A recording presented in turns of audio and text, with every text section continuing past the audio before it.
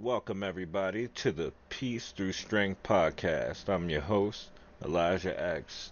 Today, we're talking about the vice presidential debate. Let's get into it. Just to kick things off, before the debate got underway and everything's gotten in the history books, let's see what Donald Trump had to say for his running mate. That's true, JD. That's right. We have a big deal going on, and I said, JD, have a lot of fun. He's a smart guy. He's been amazing. He's been a real warrior. Top student at Yale. He was a very brilliant guy in so many different ways. And he's a very hard worker. He goes around and he's not afraid of the media. He'd stand here and he'd answer all of your questions. I have a lot of people that wouldn't do that. They don't like doing that. They get shouted at, and they don't like being shouted at. But JD is very much a warrior, very much a warrior. Thank you very much. For sure, for sure. You gotta love it, man. There's an honest camaraderie that's shared between those two, and you gotta give them props, man. Not for nothing. You've seen them on a daily basis running from state to state, rally to town hall to open discussion Q&As to hostile environments all through the summer. They've just been on it. They've been top notch with it, and there's no dispute that these guys have put in the legwork to make stuff happen, you know? Like, it's utterly unfathomable to think that the opposition compares to them in that regard, correct? I know I'm not the only one in that frame of mind. So let's continue on here because it's very interesting the vice presidential debate how it went. So pulling up first, we've got the talking points. Who did better with what at what, as perceived by the debate watchers. As you can see in those top two categories, abortion and healthcare, it appears Walsh has trounced him, and I believe we all know why this happens to be the case. These guys have been running with that nationwide abortion thread for as long as fathomably possible. They've been running with it the whole time. When we have heard Trump and JD Vance up to this point say, no, we got rid of Roe v. Wade so we could give the abortion back to the states. That way, hey, you all want to vote for it? We may not fully agree on everything, and we may not agree with the result of your state's decision. But if this is what the people want in their state, this is what the people get. It's up to you guys, not us. We, as the people, should be aiming for less government intervention in these matters. So I honestly don't see where the disparity still comes to play on that topic. But as you can see, they still trust the fact that Tampon Tim has it going in that category, and he understands more about healthcare. And given the Mayo Clinic and whatnot is in a state of origin, yeah, that's fine. Having knowledge, there's nothing wrong with having knowledge, but actually utilizing that knowledge to do good is a whole different ballpark. And I mean, for a man who let his cities burn down, I don't think it's you can count on it. But 50-50 on the Middle East situation. Like, realistically, neither one of these guys are the people that are going to have the concrete answer and focus for a Middle Eastern agenda until they're actively in office and helping their cohorts. It's they can't do nothing about it, and nobody's utterly looking forward to that in this debate. It's not to minimize, how important it is, because it certainly is to all of us, but I understand why that's flat out 50-50 across the board. And now we get into the disparity. Right at the break in that 50-50, you can see, even though it's 2 and 4% differences, you can see the economy and immigration topic is obviously, it's the top 3 points of contention, other than top leading in an abortion. Those are the top 3 issues of this election cycle. And you can see that Vance has the advantage in these categories. And it is not hard to believe why. Duh, we've been having open borders for however long, and they want to keep telling you guys that, you know, that's gone down and the number is starting to dwindle. But when they're flying people over and not bringing them through borders, like, of course the number's going to go down. They got that CBP One app that JD Vance referenced last night, also giving people parole and amnesty in the country without any kind of legal status. So immigration, you know what Trump's stance is. And man, the mass deportations, honestly, it needs to happen because in a great number of these areas, the immigration issue is affecting all the other talking points. If you understand, you know, it's that big of an issue. And people believe, yeah, we can do it. We get the riffraff out of the country and start reallocating for the American citizens. We can make this country better than it's ever been. I fully wholeheartedly believe it. And it looks like the debate watchers also agree on that topic. The economy, the economy, of course, there's the division there. I'm surprisingly like off put by the fact that there's only a 2% discrepancy between the, you know, Walls and Vance there. It really makes no sense. That gap should be wider, considering that the left is the one causing the inflation and all this turmoil within our current economic situation. I don't understand how that uh, poll makes any sense and who the hell contributed to it, but it honestly doesn't really fly. But let's continue on. All right, now when it comes to the opinions, it looks like, well, somehow the voters got a more positive impact from Tim Walz throughout the debate than they had of him from before, which is interesting because he didn't necessarily contribute much. If anything, he was doing more pushback and active agreeing with JD Vance throughout the debate. So I don't know, maybe his agreeableness sat well with more of his constituents, and it made them believe that he was accommodating of some sort. But it's interesting once again that his favorability increased. I don't necessarily see how that pans out when the majority of his time he spent it talking specifically about his home state. He brought up Minnesota, I don't know how many times in the debate. And you gotta think about this, man. This is the United States he's running for. I get it, and how everything works well and fine and dandy in your own situation in your state in your mind, but there's all of us other folks to worry about. His content, his the breadth of knowledge was severely lacking, and it was put on Front Street by J.D. Vance. So I'm like, all right, maybe some folks got a little bit of a confident boost with his he answers questions more than Kamala Harris does.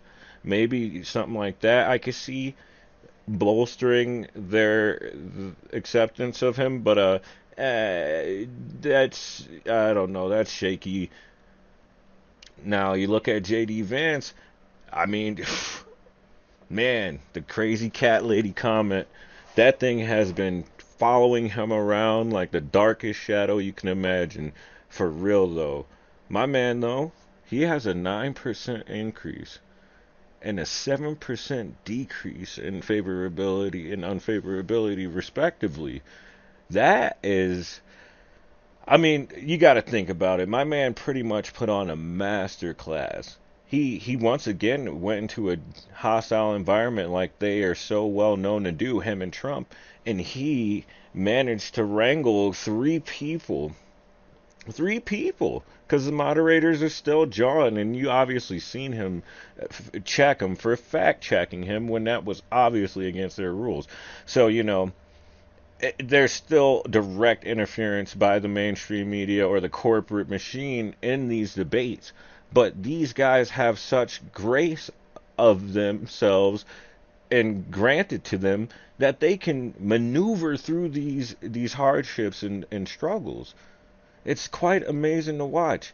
And a lot of independent swing voters and even, the mainstream media itself was pretty much saying that Tim Walz has dropped the ball and that Vance is just, he conducted himself in a much more a professional and concrete manner that was really indicative of somebody holding the highest of offices. And that means they thought he seemed very presidential.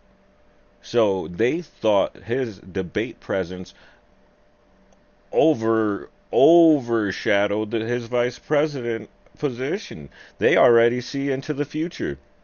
And that's great because I personally have been saying Vance and Vivek 2028 ticket will benefit all of us tremendously. It would be lovely for the country, and I would love to see that happen. So the fact that he just put on this historical masterclass in a vice presidential debate is a beautiful thing, and we will see more of that in the coming years, I'm sure, because he's going to be our guy. I feel it. Going forward, oh, how they spent their time. Hmm. Well, this is intriguing. This is intriguing.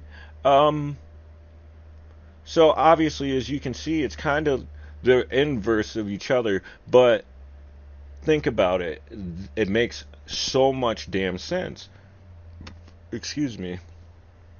Explaining their own views, and Vance explaining Trump's views. So, the way I see this, Vance obviously had an easier time criticizing the other side because big boss lady Kamala Harris is currently in office and she's currently effing up everything. She's the one who told us that Joe Biden was cognitively sound and just one of the strongest states he could have been mentally to, and blah blah blah. She lied in our damn face so many times. It's commonplace by now. So obviously, him criticizing the other side, that is par for the course. There is no running away from what she has done to our country. The open borders, I'm not going to get too deep into it. She just make this video utterly too long. But yeah, as you can see on the opposite side, Walls explaining. Obviously, he had to explain. He had to explain. He had to explain. That's why JD said he felt bad for him. He's like, man, I understand. Like he was, and like I said, he was agreeing with him a lot. He's like, man, you have to defend her policies and issues that have caused this. And like, I feel for the guy. Like he had to be on defense. There's no other way. There's no policy for him to put forward. There's nothing for them to put forward. So all they can do is step on the back foot. So yes, I could see this. I could see this. And it's fine because it is what it is. The truth is the truth. And that's what Trump and JD is trying to convey to us. And I love it. Love them for that. They're real and honest. I love it. And this is another stupid one because look how close it is. 5 point discrepancies on both sides. Prepared and not prepared. How is that even possible? Just ponder with me. Ponder with me? How many times have you seen Tim Walz in an interview throughout this campaign? I'll wait. Nah, but for real. How the hell are they going to say he was more prepared than JD Vance? That doesn't even fucking make. That's how you know this is fake news. Like they were being somewhat, respectable up until the point now, and I'm like, CBS, they're not as volatile as ABC or CNN, but they certainly aren't ripe for the picking, bro. What the fuck do you mean? Excuse my language. I'm trying not to, but it makes no sense. JD has been to, like I said earlier, multiple states, multiple rallies, town halls, answering all questions on all networks, being present, sitting down with Dana Bash, and having conversations with RFK Jr. in the back. Like, this man's, he's been everywhere, and Trump too. Everywhere. They've been all over the place. You can't not see them if you're paying attention to the campaigning. And it took 40 plus days to get Kamala to sit down and do an interview, and then she had Tim Walz there like a puppy dog just to sit there and just, same way he was looking at JD Vance throughout the whole thing. Tell me he was more prepared, bro. That is some half-stepping bullshit. Um, he was not more prepared. We seen the masterclass that JD executed during the debate, and for all intents and purposes, that is the type of person we need to look for in leadership, because he obviously is doing it for the people. And when somebody stands up for us, we should stand up for them. I thoroughly endorse JD Vance. That's my man for the future tickets too. Now let's see what else is going on here. Oh, you know what's crazy? It seems like I'm spitballing a little bit. I really didn't look at these pictures. I just seen the article. I saved them and sent them to myself. But I like and dislike this for the sheer fact that debate watchers, and I know then technically like 70 million people watch, so I don't know how many they polled, but 1%, 1%, 1%. I love that JD's ahead though, because my man is a solid one. That's a real one right there, and I appreciate him wholeheartedly for what he does for the American people. True patriot. But 1%? Y'all gotta give my man more than that, dog. Like, there's y'all are disrespectful. Tim Walz, how can you give him 1% when Walz agreed with him for at least 65 to 70% of the debate? You feel me? The tie that's all lie. Like, this also feeds into my fake news field, because there's no way. It's just not even possible, plausible, and I'm not programmed to believe something this foolish. This is tomfoolery, bro, at its finest. Either way, though, either way, my final thoughts is it was a great debate, and honestly, it went a lot smoother than I thought it would. JD was very concrete. His response was super solid. My man's always right back at you with it. And he addressed things in a manner that Trump isn't either capable, or, his demeanor, it doesn't even matter to him if he does or not. Because at the end of the day, his point gets through. But either way, man, masterclass on JD Vance's part.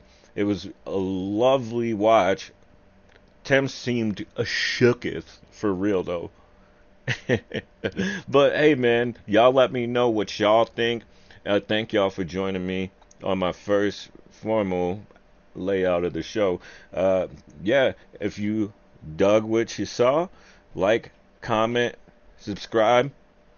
Hey, man, I'll be back for another one. Y'all take it easy, be blessed, and stay so.